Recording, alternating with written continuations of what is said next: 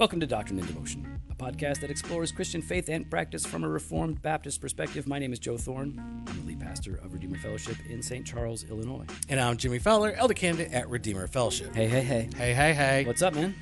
I'm sad.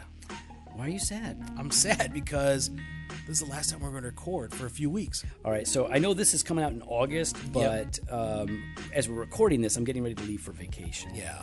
And what I haven't told you yet. No, stop it. I haven't told it's you not something. funny. No, you don't even know what I'm Not. Yeah, I know what you're going to say. We're done. No. This is your last one. No. Podcast is run great. Everything's great.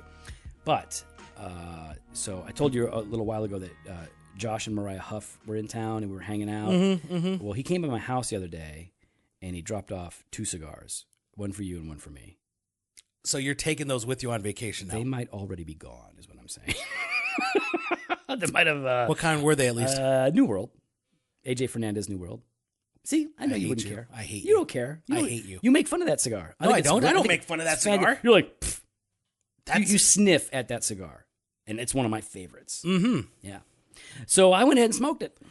Well, gone, thanks. baby. Well, say bye-bye. It's It's pretty good. I'm sure it was. I watched it last night. I smoked it last night while I was watching some shows. What were we watching? What was I watching? I think I was watching a documentary. Oh, I was watching this documentary. On what? Well, it doesn't really matter what it was on. It was just a documentary. All right, so it has to be either Sasquatch Nope. or The Making of a Murderer. It's either Sasquatch or Making of a Murderer. All right. It was a documentary that's on Netflix, and it was on. I don't believe in this stuff. Okay, just for the record, it was on this UFO abductee. Oh, that's a new area for you. All right, no. All right, so this guy has like more documented stuff than ever. So I'm watching this. I'm watching this documentary. Yeah, tell me again about it. Yes. So this guy has like audio recordings, video recordings, and I'm watching, and I'm about a third of the way through. And you're convinced. No, I'm not convinced, but so far I'm like, that's some pretty good video. It's pretty good. Yeah, the truth is out there. You said. Yeah, I'm saying like X-Files. Maybe there's some interesting. Until I see video footage of the alien peeking in his window. It's pretty bad. It's pretty bad. It's pretty doctored. You can tell. Well, it just looks like a dude in a rubber suit. Like what am I watching? It was pretty bad. So yeah, I was out. I was out after that. But yeah, the cigars were great. So thank you, Huff family, and Jimmy thanks you as well. And I thank you, Jimmy, for sharing your cigar with me. That was great. Yeah. My forced share. Yeah, I feel like Feel like what? I don't know what you mean. I feel like you would have wanted me to have it. No, That's why I took it. No, you felt wrong. Sir. No. I would have enjoyed that cigar. I offer you. I gave you like a ton of cigars for your birthday, right? And they were pretty good. By the way, I give Jimmy like like 3 bags of cigars for his birthday. He doesn't even open them up to look in to see what they are. He's just like, "Oh, thanks, dude." Yeah, that was rude. That hurt my feelings. Did it really hurt your feelings? Yeah, it did because I actually selected each cigar. I selected each cigar in that bouquet of awesome cigars, and they were very good. Thank you. We had Liga Privada number 9s. We had actually had a couple of those. Yeah, and then we had like the more less expensive ones that I really like. There was a lot of those. Yeah, not a lot. No. There were 2 inexpensive ones that were inexpensive, and then the rest were all in between. Well, it was very nice. Yeah. And you didn't really care. Yes, look I did. I gave it to you because everyone was around. No, like a week later, you finally opened up the other bags. Yeah. How many bags am I going to open at the same time? There were 3 bags. You look inside. It's like presents. You open up the present to see what's inside. Okay, I did look Next inside. time you give me a present that's wrapped, I'm going to take it and go, "Oh, thanks, dude. I'm going to throw it in my trunk." I didn't that's do what that. I'm gonna do. Don't even that's act pretty like much what you did. That's not pretty much what thanks, I did. bro. You threw it in your trunk. No, I hid them. Bro, so that do you even birthday? I put them away so that other people wouldn't smoke them because everyone was smoking my cigars that night. Jim's wife, Michelle, bought him all these nice cigars for his birthday, but she put them out. and she put out the nice bourbon, and so all the guys were drinking the nice bourbon and smoking the nice cigars. And I was like, Michelle, what is wrong with you? Yeah. Why would you put the She's a good out? host. That's what's wrong with her. Yeah. Yeah, actually my CG, because Michelle's gone right now. She's up in Canada. Oh, yeah. And so my CG's like, we actually feel more loved when Michelle's here. Of What are you course. talking about? They're like, there's no coffee. Yeah. There's no water put out. Like the lemon water. There's no juice. Yeah. There's no nothing. And I'm like, you know where the cups are? You know where the faucet is? Look, you can get your own. You know where the cabinet is? Go look for some pretzels. Do yeah, your thing. What are you asking me for? You're all adults. Yeah. Anyways. Well, do I look like Michelle? The answer is no. And you don't act like Michelle. That's the truth. That's the truth. All right. What are we talking about today, man? Dude, we're ending our 10-part series. Finally, this was awful. What? This has been well, great. People hated this. No, this has been great, dude. The 10th commandment. People you shall not covet. We made it. Covet. We made it. We're done. We're Are done. we retiring now? Big thanks to Justin Bond of J Bond Media, the audiovisual wizard of Doctrine and Devotion. If you've got any audiovisual photography needs, hit up jbondmedia.com and he will hook you up. You can follow us on Instagram and Twitter at Doc and Devo or on Facebook /Doctrine and Devotion. You can head out on our website, doctrinedevotion.com. There you can contact us, sign up for our email blast, hit up the store, grab yourself some merchandise. Fresh pod every Monday and Thursday. Blog posts on Wednesday. I just realized. What the heck, dude? I just realized why I was not enjoying this so much. You didn't bring out the other kind. What other kind? The whistle pig. Oh, you didn't say I that! even said whistle pig. No, you did. All right, listen. We're hanging out, okay? It's the last chance we're going to have to hang out before I have to go on vacation. Yeah, I know. It is the last chance. And I was like, That's the one, but that's still no. a good one. No, it's not. Not like whistle pig. That's still a good one. It's still a good one, but it's not whistle pig. All right. So Jimmy's like, hey, man, why don't we have a glass of bourbon? I was like, I can have one glass of bourbon. And then he gets out the chintzy stuff. Instead wasn't of the chintzy. All right. I'm just saying. Let's talk about covetousness. Let's talk about covetousness. Because, to be honest, a lot of people don't know what it means. And I think even if we do know what it means, we probably are more guilty of it than we realize. So what we want to do, let me put my glasses on. I can't see anything without these things. And they don't fit my Happy now? fat head. You happy now? He got the whistle pig out. All right. So we're going to talk about what it means to covet. And then we're going to talk about ways that we can know if we're actually coveting. That's really the key here. Because I think even we can agree, here's what it means to covet. But how do I know if I'm actually doing it? Yeah. That's going to be helpful for us. So, Jimmy, what does Thomas Watson say coveting essentially is? And listen, Thomas Watson, his treatment on the 10 Commandments, it's a must-read. Go check it out on our show notes, doctrineanddevotion.com. Find this post. You can read it online for free, or you can buy the books through Amazon. Jimmy, what does it mean to covet according to Watson? According to Watson, it's an insatiable desire for worldly goods. Okay. All right. So he says it's also an inordinate love for the world. These are desires that are overtaking us for things that aren't bad. Yeah. Right? You can covet things that are very good. But and even in the commandment, right? It's like it's not your neighbor's house, your neighbor's wife. So like, stop the comparison game. Stop this passionate desire for things that you don't have. So, but Watson though, you got to hear this this paragraph that he gives. He goes, cool. And so it's under it forbids covetousness in general. And he goes like this: "You shall not covet. It is lawful to use the world, yes, and to desire so much of it as may keep us from the temptation of poverty. Give me not poverty, lest I steal and take the name of my God in vain." That's Proverbs 30:8-9. And as may enable us to honor God with the works of mercy. Honor the Lord with your substance. That's Proverbs 3:9. So that's really good. That's really good. So you guys need to go back and read that and dwell on that. Keep going. "But all the danger is when the world gets into the heart. Water is useful for the sailing of the ship. All the danger is when the water gets into the ship." I wanted to read that.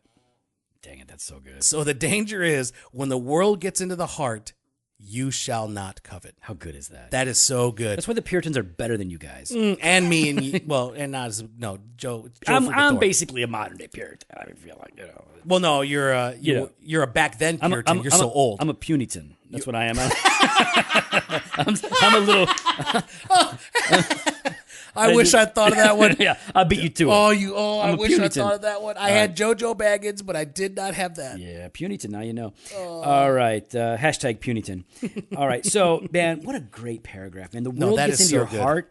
The world is good. That's so good. The world. God has created the world. There's so many good gifts in the world. We can rejoice in them. And am I right? Yeah, the whistle pig is one of those good gifts. Yep. All right.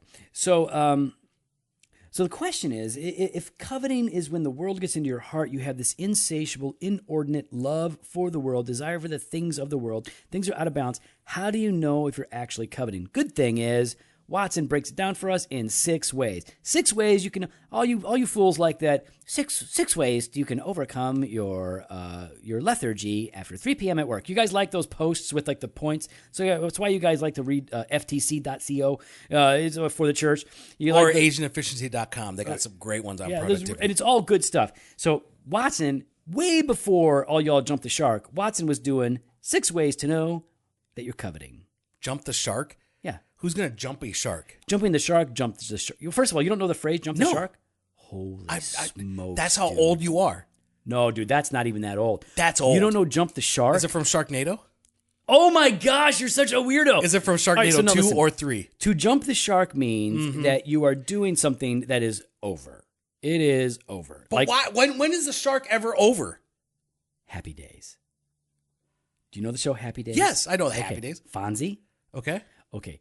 Happy Days was over when Fonzie donned water skis, and jumped a shark. It was over. It had gone past its prime, and Fonzie jumped the shark, and that became a phrase. Google "jump the shark" and you'll see what I'm talking about. All right, so it's old. All right, so what was I saying? So it's still I don't even old. know what I was saying now. You got me so distracted with your something- ignorance. okay, yeah, no. Your ignorance stupefied me. It's literally stupefied There me. are 6 ways we can know that's if what we're we're talking coveting, and you talk about jumping the shark, something about Watson and Fonzie. All right, Fonzie. Oh, all right, so Number 1.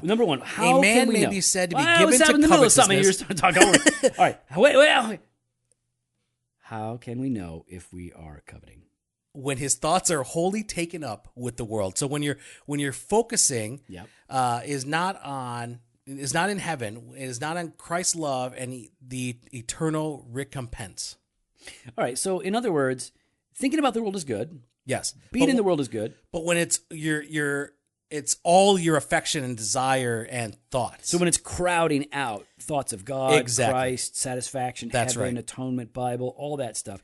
So it's a good. I I like how he says this: the imagination is a mint house, and most of the thoughts in a covetous man's mint are worldly. Yeah, it's good. That's why the Puritans are so much better than us, man. Yeah. They understood illustrations. They didn't have to tell long, boring stories that went nowhere. Yeah, like jumping the shark. So number Oh. two, It's a metaphor. Joe. Number 2. I'm only doing number 2. I set you All up. right. I set you up. All right, so when his thoughts are wholly taken up with the world, number 1. Number 2, you know you're coveting when a man takes more pains for getting earth than for getting heaven.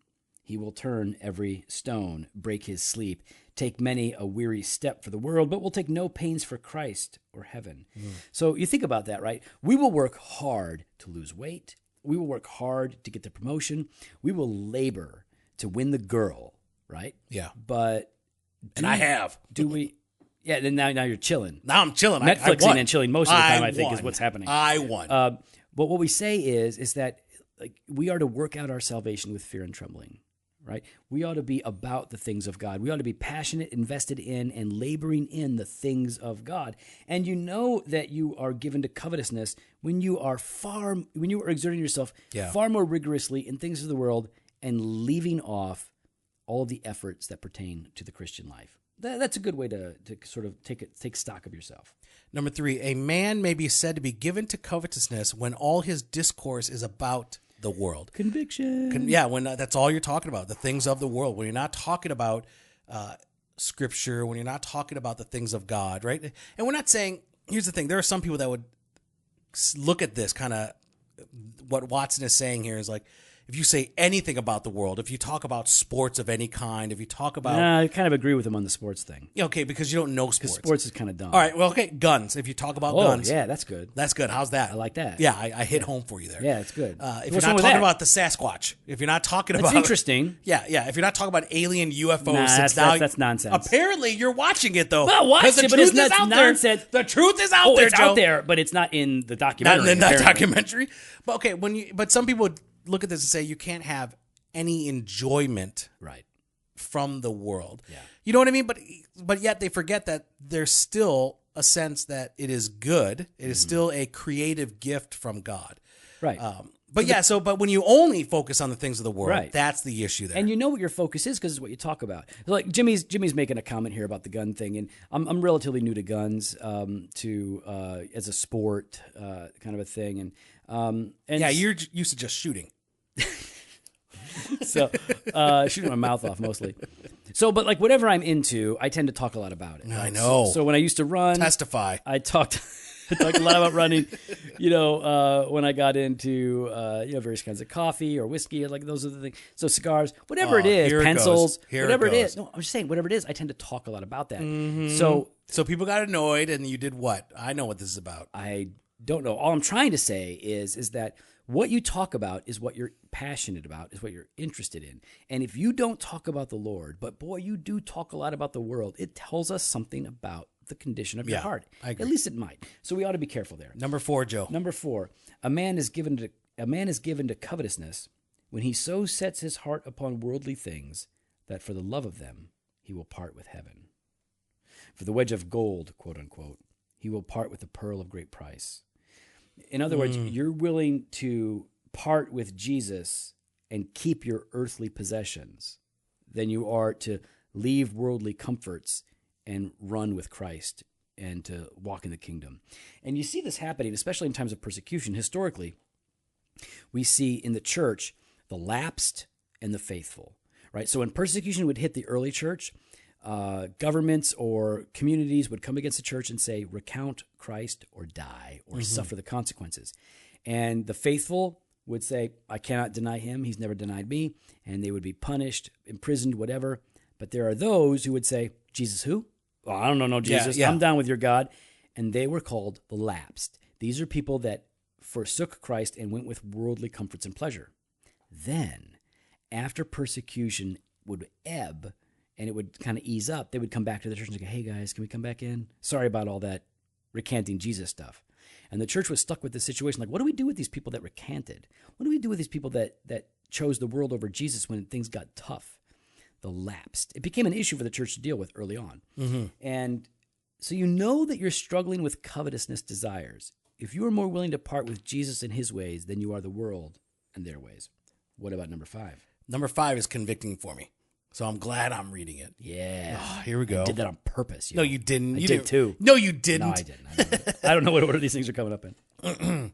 A man is given to covetousness when he overloads himself with worldly business. Oh, dang, that's you, dude. I know it's me.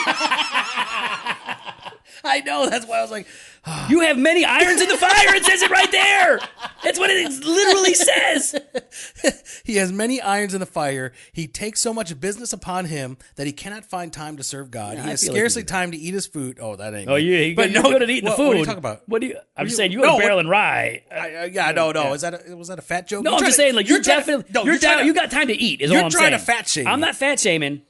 All right, he has time to eat his food, but no time to pray. When a man overcharges himself with the world, and as Martha cumbers himself about many things that he cannot have time for his soul, he is under the power of covetousness. So actually, this is really good for me to hear, because that's something I've been really thinking about, has been my prayer time, has been my reading time. Has it just been kind of this, quick in and out to just get it done without actually looking at it as a means of sustenance, as a communal time with our Lord and Savior, who has created and sustains all things. Right. But yeah, I mean, I think this is a struggle for me.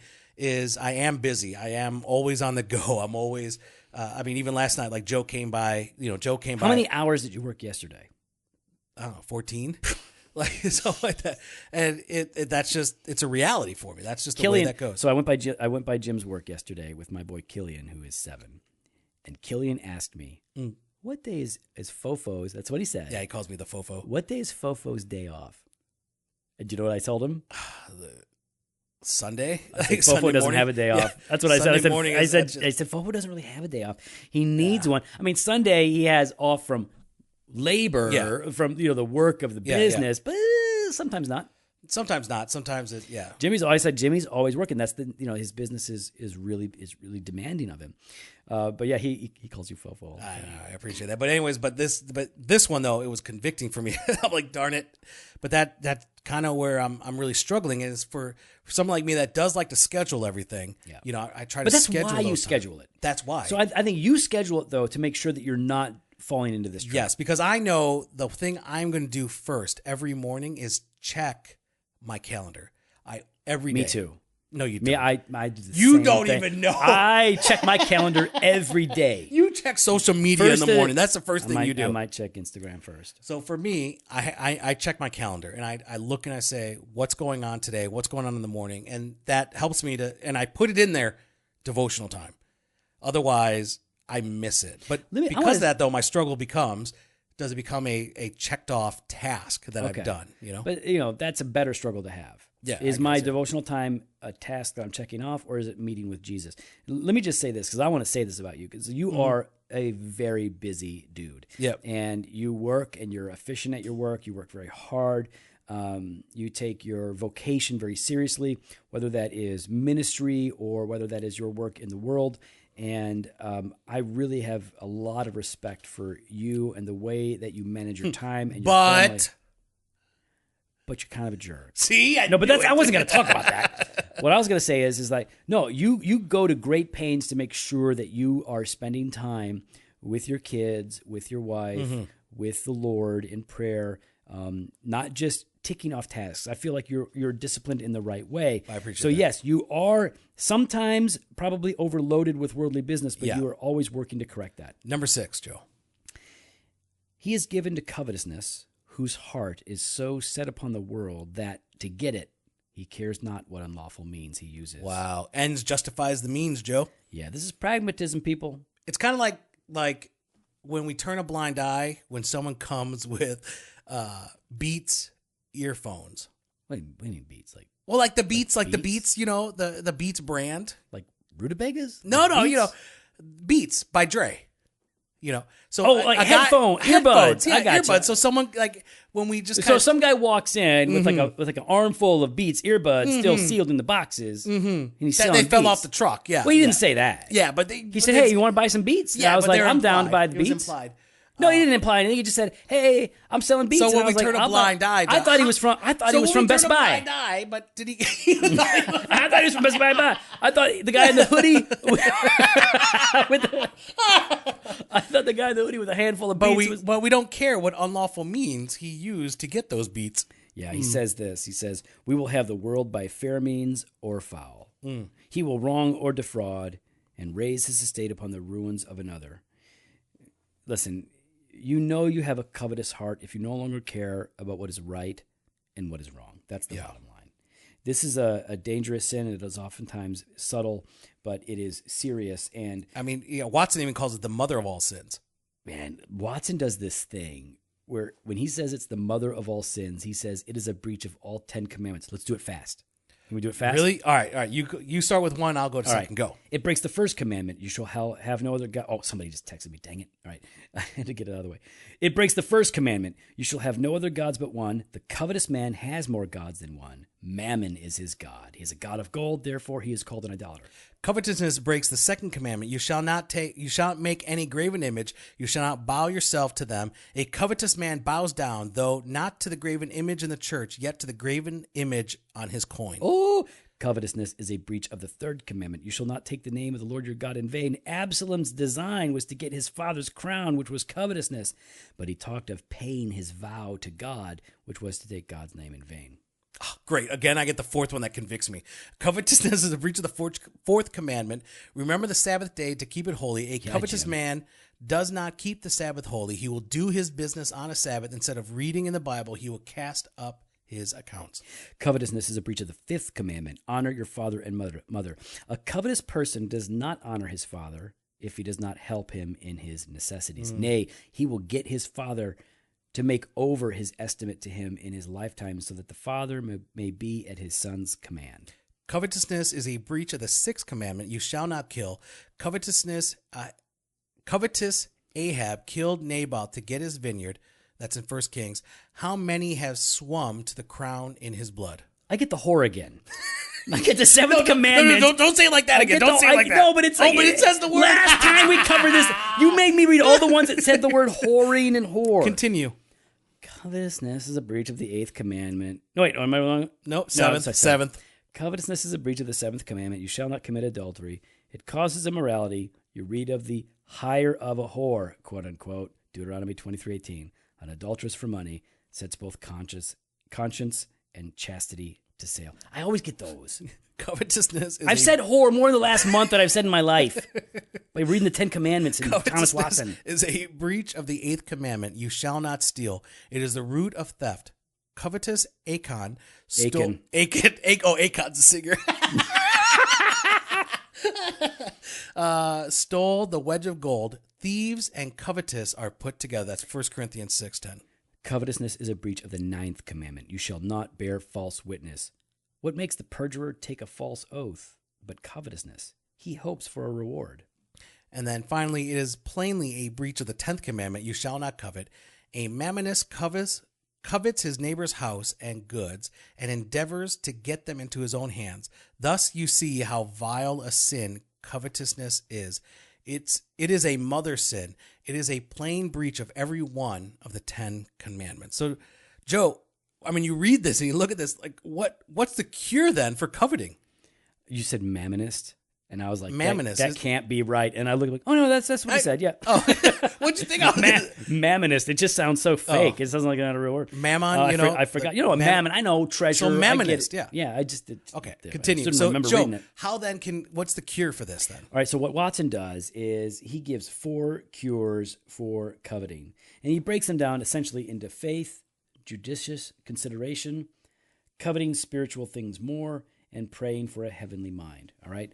So first up, the cure for coveting is faith. Right? This is the victory that overcomes the world, even our faith. Mm-hmm. The root of covetousness is distrust of God's providence. Faith believes that God will provide, and that he who feeds the birds will feed his children, that he who clothes the lilies will clothe his lambs. So faith actually believes that what God said is true. He will take care of me, and what he gives me will be enough. So one of the cures for covetousness is to cultivate faith, to actually trust the promises of God and the goodness of God that is revealed in Scripture. Secondly, judicious considerations, right? So actually kind of thinking through what it is that we're going after. And Watson does this a lot. He's like, hey, consider these things judiciously, right? Yeah. Like, I think it's more like, isn't it kind of like a take stock, like, think deeply, like consider what it is that you're getting yourself into. You know, is it necessary, or is it something that's needed, that is good, or is it something that it's just because I want it because someone else has it, right? Like, think of the iPhone. We all rush in the fall to get the new iPhone because you won't. No, you're not going to rush. No. Oh, because you're on that thing where they send it to you. No. Then why aren't you going to rush? I'm too busy. You're too busy? Yeah, too spiritual. Too spiritual? I feel like you're going to get the iPhone. You're going to get the 8? Yeah. No, because it costs more. Anyways, but think about that. For a lot of us, though, we get the newest and the great, because we think it's the greatest, and we want to keep up with the Joneses. We want to have that technology that is farther along than everybody else. That's good. Number 3, Joe? So think deeply, just to reiterate. Oh, okay. Reiterate. So obviously I didn't say it right. No, you did. No, I just want to. I just want to encourage. Like, listen, the things that you desire, think through. Yeah, that's what you're saying, Jimmy. That's what right? I'm saying. My impulse is to go and to buy. That is my impulse. I want to buy it. I want to buy it right now. And if I can't buy what I want, I'll buy the next best thing, and then I'll hate what I got, and then I'll go back and buy the thing that I really wanted. But do you take the other one back? Nah, you keep both? I throw it away. That's how messed up. That's why Jen controls the money in the family, because I would spend it all. That's why you get an allowance. Number 3. All right, number 3. The third remedy for covetousness is to covet spiritual things more. Covet grace, Watson says, for it is the best blessing. It is the seed of God. Covet heaven, which is the region of perfect happiness, the most pleasant climate. If we covet heaven more, we shall covet earth less. In other words, if your heart is truly set on the things above and not on the things that are of earth, Colossians 3, right? If your heart is set on those things, then you will not be entrapped by the things of this world. You can enjoy them in their proper place instead of being controlled by them and owned by them. Number 4, the fourth remedy is to pray for a heavenly mind. You always get the prayer as the answer. That's the one you get. Because the Lord knows I need to hear about it. I get the whoring ones, and you get the praying ones. Well, we both need to hear what we need to hear. Whatever. Go ahead. It's to pray for a heavenly mind. Lord, let the lodestone of your spirit draw my heart upward. Lord, dig the earth out of my heart. Teach me how to possess the world and not love it, how to hold it in my hand and not let it get into my heart. Pray. Pray, Joe.